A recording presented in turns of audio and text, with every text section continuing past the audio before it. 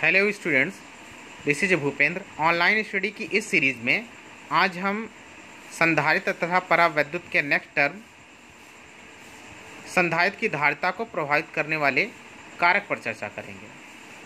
तो हम जानते हैं, पहला है कि C is directly proportional to A, where C is a capacitor, is the area of cross section. तो मतलब कोई अगर प्लेट है, प्लेट का क्षेत्रफल पर निर्भर करता है। तो अगर संधारित्र की धारिता बढ़ेगी तो उसका क्षेत्रफल भी बढ़ेगा, और क्षेत्रफल बढ़ेगा तो संधारित्र की धारिता भी बढ़ेगी। अगर संधारित्र की धारिता घटती है तो क्षेत्रफल भी घटेगा, और क्षेत्रफल घटता है तो संधारित्र की धारिता भी घटेगी। अर्थात संधारित्र की धारिता प्लेट के क्षेत्रफल पर निर्भर करती है, क्योंकि क्षेत्रफल संधारित्र की धारिता के अनुक्रमानुपाती होता है। दूसरा होता है उनके बीच की दूरी पर, प्लेटों की बीच की दूरी पर। अब हम जानते हैं C is inversely proportional to D, या दूसरे शब्दों में कहें तो C is directly proportional to 1/D। किसी संधारित्र की धारिता प्लेट की दूरी पर निर्भर करती है, अर्थात इसके व्युत्क्रमानुपाती होती है। संधारित्र की धारिता C बढ़ेगी तो उसकी दूरी घटेगी, और दूरी बढ़ेगी तो संधारित्र की धारिता घटेगी। तीसरा टर्म अफेक्टिंग फैक्टर है उनके बीच का माध्यम, अर्थात प्लेटों के बीच के माध्यम पे। माध्यम को यहाँ हम K से डिनोट करते हैं। तो C is directly proportional to K, अर्थात C बढ़ेगा तो K बढ़ेगा। C का मतलब संधारित्र की धारिता, K का मतलब माध्यम का परावैद्युतांक। अगर माध्यम का परावैद्युतांक चेंज होता है तो आपका C भी चेंज होगा, अर्थात संधारित्र की धारिता दोनों प्लेटों के मध्य स्थित माध्यम पर निर्भर करती है तथा परावैद्युत माध्यम होने पर बढ़ जाती है। यह माध्यम के परावैद्युतांक के अनुक्रमानुपाती होता है। तो सारे फार्मूले कहाँ से निकाले गए, इसके पहले आप लोगों ने डिस्कस किया, हमने पढ़ाया है। C is equal to K epsilon naught A upon D। C K epsilon naught A upon D। तो C is directly proportional to K,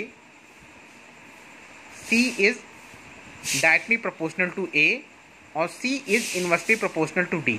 तो according to expression C is equal to K epsilon naught A upon D से ही हम affecting factor को हम derive कर सकते हैं।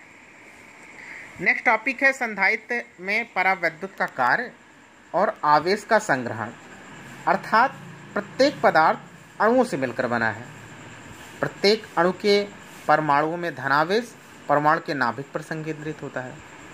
मतलब प्रत्येक इस ब्रह्मांड में जो भी चीज़ बना हुआ है वो अणुओं से निर्मित है, और प्रत्येक अणु में पॉजिटिव चार्ज होता है, और जो उसके नाभिक में सेंट्रलाइज्ड होता है, तथा जो नेगेटिव चार्ज है वो नाभिक के चारों ओर कक्षाओं में एक सर्कुलर ऑर्बिट में चक्कर लगाते हैं, मतलब एक वृत्ताकार कक्षा में चक्कर लगाते हैं।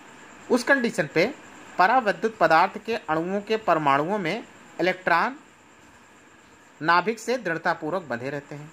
जब किसी परावैद्युत पदार्थ की पट्टिका को आवेशित संधारित्र की प्लेटों के बीच में रखते हैं तो पट्टिका के अणुओं के नाभिक संधारित्र की प्लेट ऋण प्लेट की ओर तथा इलेक्ट्रॉन धन प्लेट की ओर विस्थापित हो जाते हैं। इससे चूंकि विस्थापित क्यों हो जाते हैं, क्योंकि दोनों क्या है, अपोजिट चार्ज हैं। तो एक दूसरे के पास जब आएंगे तो एक दूसरे को न्यूट्रलाइज्ड कर देंगे। इससे परावैद्युत पट्टिका के प्रत्येक अणु का एक सिरा धनावेशित तथा दूसरा सिरा उतना ही ऋणावेशित हो जाता है। अगर हम दूसरे शब्दों में ही बात कहें तो प्रत्येक अणु वैद्युत ध्रुवित हो जाता है। इस प्रकार संधारित्र को धन प्लेट के सामने वाली पट्टिका के सिरे पर ऋणावेश तथा ऋण प्लेट के सामने वाले सिरे पर धनावेश प्रेरित हो जाते हैं। मतलब दोनों अपोजिट डायरेक्शन पे प्रेरित हो जाते हैं। इन आवेशों को ध्रुवण आवेश कहते हैं, दैट मीन्स पोलराइजेशन चार्ज। और जो पट्टिका है, पट्टिका के भीतर प्रत्येक स्थान पर नेट आवेश शून्य रहता है। नेट आवेश कैसे शून्य होता है, पॉजिटिव है और निगेटिव है, तो पॉजिटिव और निगेटिव दूसरे क्या करें, न्यूट्रलाइज कर दिए, कैंसिल कर दिया, तो उस कंडीशन पे क्या आवेश, नेट आवेश क्या होता है, शून्य होता है। क्योंकि प्रत्येक ध्रुवित कण का धन सिरा पड़ोसी ध्रुवित अणु के ऋण सिरे के समीप होता है, और जो प्लस सिरा माइनस सिरे को न्यूट्रलाइज्ड कर देता है, निरावेशित कर देता है।